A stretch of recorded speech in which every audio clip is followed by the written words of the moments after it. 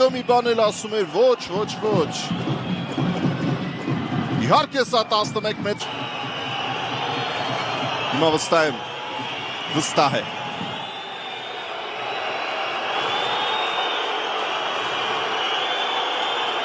Շադրություն։ Կասուլիչը, Ֆերերա, արված ու գոլ։ Գոլ Էլդեր Ֆերերա։ Եվ ամեն ինչ գնում էր սրան։ Նոան աստիճանաբար ավելացնում էր եւ վաստակեց իր 11 մետրանոցը, իսկ Էլդերը անախարդ հարված է կատարում ու հրցակցի երկրպագուների արձագանքը տեսակ։ Եվ շատ ավելի լարված կագենք մենք ականատես լինելու։ Նորից վտանգավոր է։ Բոտելի։ Հնչան։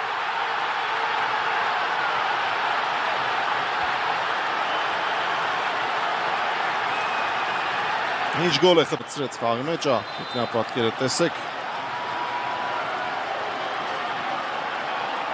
Այստեղ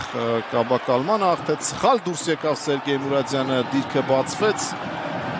Սայնտինին, թե Մուրադյանին կարելի է մեղադրել։